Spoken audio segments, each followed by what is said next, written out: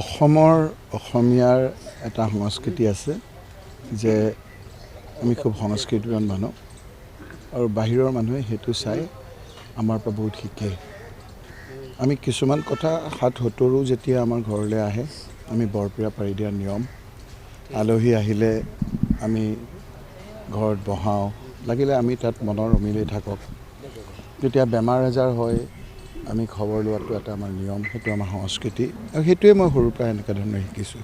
প্ৰফুল্ল কুমাৰ মহন্ত ডাঙৰীয়া বহুত দিনৰ পৰা বেমাৰ হৈ আছে আৰু তেওঁ নগাঁও জিলাৰ এজন বাসিন্দা আৰু যেতিয়া তেওঁ মুখ্যমন্ত্ৰী আছিলে, একেবাৰে আমাৰ যিটো স্থায়ী গুৱাহাটী নগাঁৱৰ ঠিকনা, যিটো আমাৰ এইটো 4th-5th জেনেৰেশ্যনত আমি আছোঁ, তাৰ একেবাৰে নাতি দূৰত গাতে গা লগা আপোনাৰ ঠাইত মুখ্যমন্ত্ৰী সেই সময়ৰ প্ৰফুল্ল কুমাৰ মহন্ত ডাঙৰীয়া ভাড়া কৰি আছিল। সেই সূত্ৰে আমাৰ ওচৰ চুবুৰীয়াও আছিলে আৰু এতিয়া যিহেতু তেওঁৰ গাটো বেয়া, এতিয়া মই বহুতেতো গৈছে, মই খালি সেই তেওঁৰ প্ৰতি বেমাৰ হৈছে, তেওঁ দুবাৰকৈ মুখ্যমন্ত্ৰী হৈ আছিল আৰু তেওঁৰ লগত মোৰ এটা আৱেগিক এটা সম্বন্ধও আছিলে যে মোৰ দেউতাৰ একেবাৰে যেতিয়া বেমাৰ হৈছিল, তেওঁ তেতিয়া মুখ্যমন্ত্ৰী আছিল।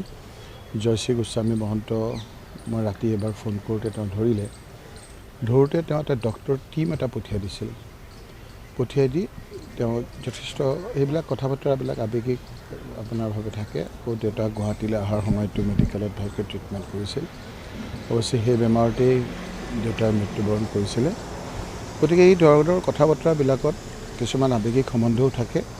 মোৰ ইয়াত কোনো একান্ত ব্যক্তিগত আৰু যদি কিবা ৰাজনৈতিক কথা থাকিলেহেঁতেন তেতিয়া মই অকলে গ'লোহেঁতেন।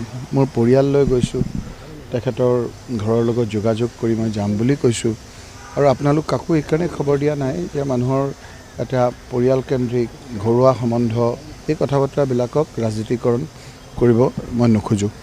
কিবা থাকিলেতো আপোনালোকক মুকলিকৈ ক'ম। গতিকে যোৱাকালি যিটো মই তেওঁক খবৰ ল'বলৈ গৈছোঁ, সেই খবৰটো একান্ত ব্যক্তিগত আৰু সৌজন্যতামূলক আৰু তেখেতৰ বৰ্তমান বেমাৰ ভাল পাইছে, তেখেতৰ আকৌ আৰোগ্য আমি কামনা কৰিছোঁ। গতিকে মই এই কথাটো লৈ আৰু আপোনালোকক কোনো ধৰণৰ কথা ক'ব বিচাৰোঁ।